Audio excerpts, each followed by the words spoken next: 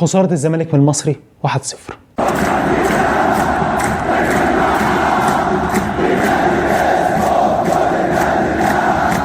خساره غريبه جدا لنادي الزمالك في ظل ان الاهلي امبارح اتعادل مع الاتحاد 1-1 وكان الموضوع بايدينا احنا نتصدر الدوري المصري نبقى المركز الاول. طبعا لسه بدري على اي حاجه، لكن على الاقل نبقى المركز الاول حتى لفتره، نكسب حتى المباراه دي بس اللي هي بعد تعثر الاهلي امبارح مع الاتحاد. ما حسيتش لثانيه واحده في اي ثانيه في الماتش ان لعيبه الزمالك نازله تكسب، ولا جوميز اصلا بالتشكيله وبالتكتيك وبالخطه. لسه هجيلك دلوقتي بالصور تحليل ماتش الزمالك والمصري، لكن مش طبيعي يا جماعه، اداء مزري من الجميع. اللعيبه ما فيش حد لعب، محدش يقول لي اسامي، ما فيش، يمكن حسام عبد المجيد بس الافضل من الباقيين، لكن برضه اقل من ما شفت لكنه كويس، لكن ما فيش حد يا جماعه منور في الماتش نهائي. وخاصه خط الهجوم المزري، اذا كان الشوط الاولاني او حتى اللعيبه اللي نزلت الشوط الثاني من خط الهجوم بالكامل كانوا وحشين جدا، اذا كان زيزو حتى مش لاك لما نزل او سيف، ما فيش حد يا جماعه خالص. انا ما حسيتش ان الزمالك نازل يكسب، انا كنت المفروض طبيعي جدا الاهلي اتعثر امبارح يبقى انا عندي الدوافع اكبر، عايز اكسب، نازل اتصدر الدوري المصري على طول وابعد شويه المصري، اقل حاجه اعملها اتعادل.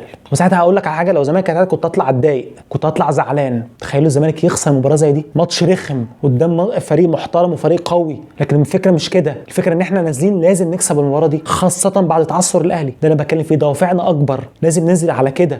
انا ما حسيتش تماما ده. المصري نازل من اول دقيقه في المباراه، المصري ضاغط الزمالك وبيلعب بشكل اكتر قوه وشراسه من الزمالك، ده كان واضح جدا جدا وبالصور هجي لك دلوقتي. ولكن الاداء المزري بدايه من جوميز، من التشكيله الغريبه اللي بدا بيها جوميز الماتش، بدات بشيكابالا ليه؟ تقول يبدا بمين؟ يبدا باي حد، يبدا بكونراد من الاول. هتقول لي كونراد عارف انه صفرين مش صفرين، لكن هو اللي موجود خلاص، ده اللي موجود قدامنا. ما دام زيزو كده كده كان هيلعب الشوط الثاني، مش هو كده كان نازل يلعب ولا ما كانش نازل يلعب؟ طب ما انت مقعده على الدكه يبقى الراجل اكيد سليم. مستحيل ماشي، ممكن ما تبداش بيه، ده حقك انت كمدير فني عادي، ما انت شايف انه لسه مش 100%. شيكابالا جاله شد، انزل بزيزو في الوقت ده لان المصري الوقت ده كان ضاغط، انزل بيه. لكن حتى جوميز من بدايه التشكيل والتغييرات غريبه جدا. ولكن الاغرب بالنسبه لي تعامل الزمالك مع الماتش، ولا نبتدي بالصور.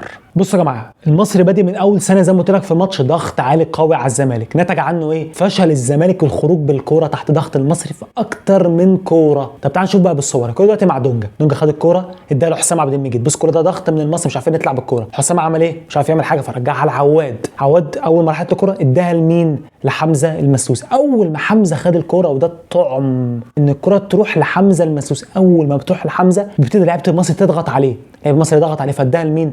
لعمر جابر. لاعب المصري ضغط قطعت الكوره، كوره ثانيه بنفس الشكل بالظبط. الكوره مع دونجا خد الكوره اداها لمين؟ لحمزه. مش عارفين نطلع لقدام، احنا مش عارفين نطلع الكوره لقدام، افهم دي، مش عارفين نطلع الكوره لقدام. دونجا طبعا اداها لحمزه، اول ما حمزه جت الكوره اللي حصل؟ ضغطوا على حمزه، فحمزه عمل ايه؟ اداها لعمر. اول ما جت لعمر ايه اللي حصل؟ لاعب المصري ضغط عليه قطع منه الكوره وابتدت الهجمه بتاعته. خد بالك المشكله فين؟ دي مكرره 100 مره، يعني انا جبت لك بس لقطه دي مكرره بجد يمكن 20 مره، مش بهزر. مش عارفين نطلع بالكوره تحت ضغط المصري. طب ايه بقى المعضله هنا بقى؟ ان الزمالك كان مصمم في الخروج بكره عن طريق حمزه وعمر جابر.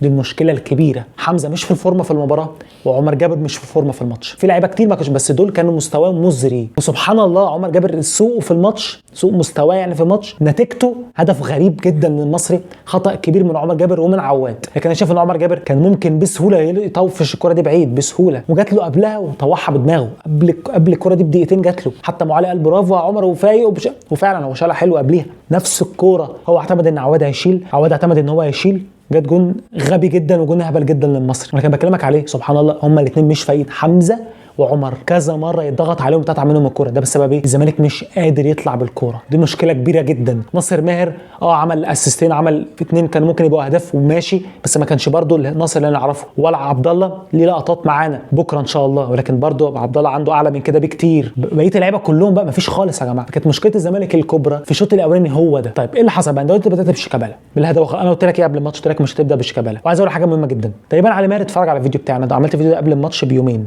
يعني في ناس كتير عملت الفيديوهات بعدي ونزلت بعدي ماشي، بس انا عملت الفيديو قبل الماتش بيومين، تقريبا يوم 21/11 ماشي. قلت كده بالظبط، سعداوي وكريم العراقي لعبوا اول ماتشين وكانوا الريت بتاعهم عالي، لكن سبحان الله علي ماهر ما بداش بيهم، وده الصح، ده الصح. بدا طبعا بكريم العراقي باك يمين مش سنتر باك، وما بداش بالسعداوي. لو كان بدا بالسعداوي شوف بقى، لو شيكابالا او كونراد او مين كانوا هيوصلوا انفرادوا، بس سيبك من هم ضيعوا ولا لا، كان هيوصلوا. لكن اللاعب اللي لعبه اللي هو حسين علي اللي بدا كان افضل بكتير من السعداوي بكتير، وقفل الحته دي اكتر. لو سعداوي كان لعب في الحته دي كان بقول لك كانت هتبقى سداح مداح، كانت كل لعيبه الزمالك اخترقت من الحته دي ناحيه شمال المصري اللي هو يمين الزمالك. ولكن زي ما قلت لك المشكله الكبيره في لعيبه كتير مش فاهمه، مفيش تحضير يا جماعه، نازل من اول المباراه نازل راجع لورا سايب الكره للمصري. طب ليه؟ نفسي افهم ليه ما ابداش انا اللي اضغط عليه على المصري واغلطه واخليه هو اللي يخسر الكوره وانا اللي هاجم وابتدي بالمبادره؟ ليه بلعب رد فعل؟ ليه مش فاهم يعني. المصري نازل يضغط عالي ونازل يهاجم ونازل يفتح خطوطه وانا بدافع. طب ليه؟ انا افهم ده لو انت عندك تكتيك. اقول لك على حاجه، انت لو عايز تلعب بالشكل ده كنت لعبت بكونراد جاله انفراد الشوط الاولاني، سيبك منه ضيعه ولا لا، بكلمك على التكتيك النظري ماشي وحتى العملي، بس من غير ان كونراد ضيع ولا لا. لو انت كنت عايز تلعب بالشكل ده ابدا بكونراد مش بشيكابالا. ده طبعا بعيد عن شلبي ان هو مش شايف، وشلبي انتهى. شلبي بالنسبه لي، انا بالنسبه لي انتهى، سيبك من اي كلام بقى تاني. لكن كونراد كان الحته دي ينفعك فيها اكتر من شيكا في الشوط الاولاني لو كان بدا. انت خسرت تغيير، خلي بالك الحته دي اتحسبت عليك تغيير. انت كنت ممكن مثلا في اخر ربع ساعه تنزل تغييره 5، اي تغيير من على الدكه، ايشو، عمر فرج، اي حد ينزل. لكن انت مع الاسف ما انت خدت تغييره في الشوط الاولاني اللي بتاعت مش هلاك ما كانش كتب ليه. ولو زيزو كان في نيه انه يلعب ما كان نزل، ما كانش كبدا لما اتصاب. مش هقول لك من بدايه الشوط، حاجه غريبه جدا الصراحه من جوميز، ما فيش اي قراءه للمباراه. طب كان في ثغره في المصري وانا اتكلمت عليها، نص ملعب ناحيه يمين المصري اللي اتسدد من عليها اكتر من مره ولعبنا من عليها اكتر من مره، بس ما حدش طبعا استغلها. لكن انا بقول لك ما لعبناش ان هو احنا قاريين الثغره، لا لعبناها حظ، مش ان احنا قاريين الثغره. انا بقول لك عشوائيه تماما. والشوط الاولاني شيكابالا بعيده جدا عن عمر جابر في اكتر من كوره. ليه؟ طب انا دلوقتي لو عرضيه اترفعت مين الوينج اللي هيكمل لجوه؟ اذا كان من اليمين او من الشمال مين؟ مفيش. وده برضو يعني شوف بقى كل اللي انا بقوله ده يرجع من البدايه لمين؟ للاداره اللي ما جابتش لعيبه محترمه في الميركاتو اللي فات، لعيبه قويه، مش مهم لعيبه بس، هم لعيبه بين قوسين سوبر زي بن شرقي وزي ابو بنزل انت كنت هتجيبه، وزي لعيبه كتير كنت ممكن انت تجز اكتر وتغل اكتر وتدوس على نفسك اكتر وتجيب اللعيبه دي كانت هتنفعنا. لكن احنا كده عمال ما نوصل ليناير هنخسر نقط ياما. احنا كنا عايزين نوصل ليناير متصدرين، وهنا بقى هنلعب على الحظ. لكن للاسف يا جماعه الحظ مش دايما هيقف معاك. خسرنا اول النهارده وجبنا كره في العارضه وانفراد ده الشوط الاولاني، كانت ممكن المباراه تنتهي 2-1 للزمالك على فكره رغم من كل اللي انا بقوله ده. ولكن ده لا يمنع ان الزمالك فشل في التعامل مع ضغط عالي المصري. الشوط الثاني بقى لما الزمالك ابتدى يهاجم وزيزو نزل ابتدينا احنا اللي نضغط المصري، هاجمنا وهنا بقى عرفنا نطلع بالكره. ليه؟ مش لان احنا عبقره، لا، لان المصري تراجع للتلت ملعب الدفاع عنده الاول. خلاص المصري بيدافع كله تحت الكوره، حتى صلاح محسن تحت، كل فريق مصري تحت الكوره خلاص بيدافع، عايز يطلع بالثلاث نقط وده حقه وده الصح. انا اسجل في الاول وارجع ادافع، ده الصح. لكن انت مش انا بقول لك من اول مشترك خلاص انا عارف ان احنا مش هنسجل. لو جبنا مين مش هنسجل بالشكل اللي احنا فيه ده.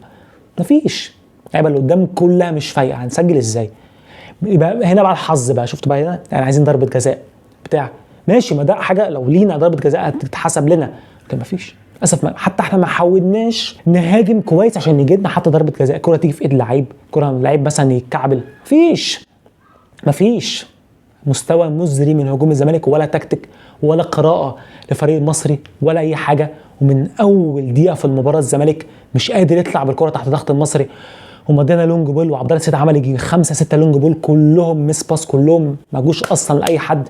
وزي ما قلت لك ده فقر فني للاسف في المباراه. لعيبه مش في حالتها، مدير فني مش مركز، لعيبه زي ما قلت لك كمان المصري كانوا محترمين جدا في الشوط الاولاني وضغطوا علينا بقوه. كنا لازم احنا نلعب كده عكس الشوط الثاني لما ابتدينا احنا نضغط المصري ونظن المصري وتراجع المصري خلاص بنطلع بالكوره. لكن احنا ما عملناش ده من اول المباراه، وانا مش عارف ليه بصراحه نازلين من اول دقيقه في المباراه كاننا خسرانين. لو عجبك لايك شير سبسكرايب. السلام عليكم.